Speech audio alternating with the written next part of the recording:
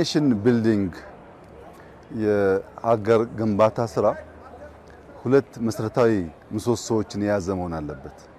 ትናንትን በወጉና በቅጡ የሚያስታውስ በወጉ በቅጡ የሚያወሳ ነገን ደግሞ የሚሰራ መሆን አለበት። ለምሳሌ አድዋ ሙዚየም ስትሄድ አባቶቻችንን እናስታውስበታለን፣ ጀግንነታችንን፣ ነፃነታችንን እናስታውስበታለን። ሙዚየሞቻችን ስታይ ያ መልክ አላቸው፣ ያ ምሰሶ አላቸው። ነገር ግን ብቻቸውን በቂ አይደለም። ነገን ደግሞ የምንሰራው በልጆቻችን ነው። ልጆቻችንን አስተውለህ ከሆነ ባለፉት 8 ዓመታት ኢትዮጵያ ውስጥ 35000 ገደማ መዋዕለ ሕፃናት ገንብተናል። 35000 ግን ዩኒቨርሲቲ አልገነባንም። ብዙ ሰዎች አይገባቸውም። ዩኒቨርሲቲ ከ20-30 ዓመት በኋላ ሟች ነው። ነገ ያለው ኤርሊ ቻይልድሁድ ኤጁኬሽን ላይ ነው። ታች ነው ስራው ሊሰራ የሚገባው። ኪንደርጋርተን ስንገነባ፣ ኤሌመንተሪ ስንገነባ፣ ሃይ ስኩል ስንገነባ እነዛ ልጆች ሲደርሱ ሲበቁ ኢትዮጵያ ቀና እንድትል የሚያስችል አቅም ይዘው ይነሳሉ ማለት ነው። 5 ሚሊዮን ወጣቶች ኮደርስ እንፍጠር ያልነው ነገን ለመስራት የሚያስችል ትውልድ ለመስራት ነው። ያ ብቻ ግን በቂ አይደለም። ብዙዎቻችን በተለያየ ሀገር ስንንቀሳቀስ በውጭ ያሉ ወንድሞቻችን እንደሚያውቁት ቅዳሜና እሁድ ሲመጣ ልጆቼን ዋና ላስዋኛቸው፣ ስፖርት ላሰራቸው፣ ባስኬትቦል ላጫውታቸው እያሉ በቅርብ ርቀት ልጆቻቸውን ይወስዳሉ። እኔም እንደዛ አይነት እድል አጋጥሞኝ ያውቃል እና ያስቀናል። በውጭ ዓለም እንደዚህ ያለ ቦታ ልጆች ሄደው ሲዝናኑ፣ ሲሰለጥኑ፣ ሲዋሃዱ ስታይ መቼም ያንን ነገር በሀገሬ ማየው የሚል ቁጭት ይፈጥራል። ምክንያቱም የሀገር ግንባታ እና የሰው ስሪት ሰውን ለመስራት ክላስሩሙ ገብቶ የሚነገረውን አድምጦ ያንን ሸምድዶ ፈተና አልፎ ብቻ ሰው አይሰራም። ሰው የሚሰራው ከጎኑ የተቀመጠው ሰው ሲያለቅስ ምን ሆንኩ መጠየቅ ሲችል፣ ሲበድል ይቅርታ ማለት ሲችል፣ ሲያጠፋ ማለት ነው። ደግሞ ሲመሰገን ምስጋና መቀበል የሚችል ሲነካካም የራሱን ፍላጎት የራሱን መብት መከላከል የሚችል ሆኖ በሶሻል ኮሄዥን ሲሰራ ነው። ያንን የሶሻል መስተጋብር የማይችል ከሆነ ቀለም ብቻውን የተሟላ ትውልድ አይፈጥርም። ዛሬ እዚህ ቦታ እንዳየኸው ሁለት ነገር አቅፎ ይዟል። አንደኛ እነ አበበ ቢቂላ፣ እነ ምሩጽ ይፍጠር፣ እነ ቀነኒሳ፣ እነ ደራርቱ ሐውልት የተሰራላቸው ቦታ ነው። እነ ጥሩነሽ፣ እነ መሰረት ደፋር ተራ ዜጋ አይደሉም።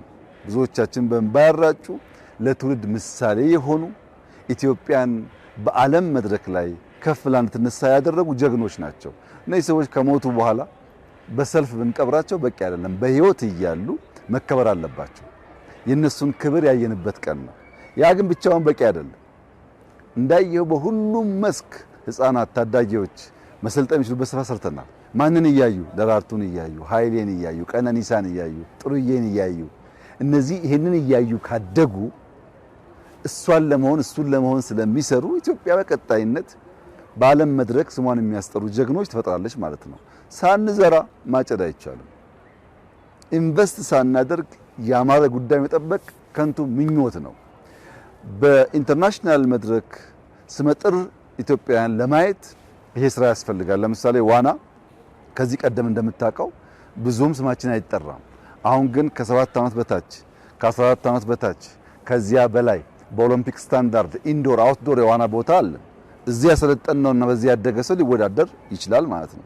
ስፖርት እንዳየው ቮሊቦል፣ መረብ ኳስ፣ የአውትዶር ስፖርት መስሪያ ቦታ፣ የኢንዶር ጂም፣ ኳስ መጫወቻ ደንበኛ ስታንዳርዱ የጠበቀ መረብ ኳስ መጫወቻ ደግሞ አፈር ይሆን ብትንጋለልበት የማይጎዳ ልክ በውጩ በብራዚል እንደምናየው ማለት ነው። ይሄን ሁሉ ነገር በውስጡ የያዘ ፓርክ ነው። ለልጆቻችን በጣም ትልቅ እድል ነው። እኛ ኢትዮጵያ ውስጥ ስናድግ እንደዚህ ያለውን ነገር ለማየት እምብዛም አልታደልንም።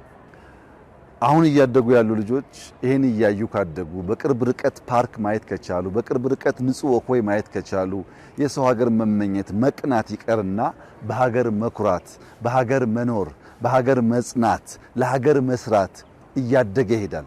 በዚህ ሂደት ውስጥ ኢትዮጵያ ትገነባለች። ኔሽን ቢልዲንግ የምናስብ ሰዎች ሚዲያ ብቻ የሚገነባው ትምህርት ብቻ የሚገነባው አድርገን መውሰድ የለብንም። ብዙ መስክ ሊሰራ ይገባል። በተለይ ደግሞ ትናንትናና ዛሬ ማሳሰር፣ አድዋንና ታዳጊ ማሳሰር፣ ደራርቱንና የነገዋን ደራርቱ ማስተሳሰር፣ እንዲህ ያደረግን በሄድን ቁጥር ኢትዮጵያ የሚገባትን ቦታ የሚገባትን ክብር ትይዛለች። ሁላችንም ልንገነዘብ የሚገባው በዓለም 10ኛው ፖፑሌሽን የያዘች ሀገር ናት ኢትዮጵያ። ከ130 ሚሊዮን በላይ ህዝብ ያላት ሀገር ናት። ከዚህ ውስጥ በጣም አብዛኛው 70% በላዩ ከ20 ዓመት በታች ነው። የኢትዮጵያ አቨሬጅ ኤጅ ዛሬ 19 ዓመት ገደማ ነው። ወጣቶች ነን። ብንሮጥ፣ ብንሰራ፣ ብንሰለጥን፣ በእውቀት ብናድግ ኢትዮጵያን ብቻ ሳይሆን አፍሪካን ለመስራት የሚያስችል እድል አለን ማለት ነው። ግን ከፍተኛ ኢንቨስትመንት የሚጠይቀው ስኪል ነው። ዛሬ ዓለም የስኪል ዓለም ናት። 1000 ሰው የሚያገኘውን ደሞዝ አንድ ሰው ሊያገኘው ይችላል። በስኪሉ በብቃቱ ምክንያት።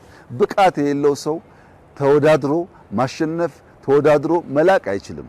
ተወዳድሮ የሚልቁ ሰዎች ለማብዛት ከታች የሚሰሩበት፣ የሚለማመዱበት፣ የሚሰለጥኑበትና ስኪል ዲቨሎፕ የሚያደርጉበትን ቦታ መስራት አስፈላጊ ነው። እንደ መንግስት እነዚህን ጉዳዮች አስበን የምንሰራው ዛሬ ያለውን ነገር አይተን አይደለም። ነገ ለምናስባት ለምናልማት ኢትዮጵያ ለልጆቻችን በውጭ በፊልም አይታ የምትቀና ሳይሆን እኛም ሀገር አለ ግን ላስፋው፣ ግን ላስውበው፣ ግን ላሳምረው የሚል ትውልድ መፍጠር እንፈልጋለን። በዚህ አግባብ የተሰራ ስራ ነው።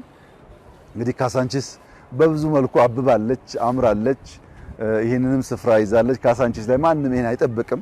ከዚህ ቀደም በስፋት የተለመደው የጫት የሺሻ ቦታ ማበራከት ነው። እሱ ትውልድ ገሏል። ኢትዮጵያ ውስጥ ሊሰራ ኢትዮጵያ ሊለውጥ የሚችል ትውልድ ሞቷል። ያንን ስህተት መድገም የለብንም። ይሁነኝ ብለን አስበን ኢንቨስት አድርገን ታዳጊዎች የሚሰሩበት፣ የሚያድጉበት፣ የሚወዳደሩበት፣ የሚልቁበት፣ የሚበልጡበት አውድ ያስፈልጋል። ከዚያ ውስጥ ደግሞ አንዱ ይሄ ነው። እዚህ ስፖርት ይለማመዳሉ፣ አድዋ ሄዶ ታሪካቸውን ይማራሉ። ደራርቱን እያዩ ኃይሌን እያዩ ቀነኒሳን እያዩ ይጓጓሉ፣ በቁጭት ይሞላሉ፣ ይነሳሳሉ፣ ይሰለጥናሉ፣ እነሱ ይተካሉ፣ ልቆም አልፈው ይሄዳሉ። እና በዚህ አግባብ ትውልድ ለመስራት ኢትዮጵያን ለመስራት የሚያስችል ቦታ ነው። ኢትዮጵያ ውስጥ በጣም ተስፋ ሰጪ ስራዎች አሉ። ኢትዮጵያ እየተሰራች ነው። በሁሉም መስክ ልብ ያለው አይን ያለው ማስተዋል ከቻለ ኢትዮጵያ በስራ ላይ ነች፣ ትሰራለች።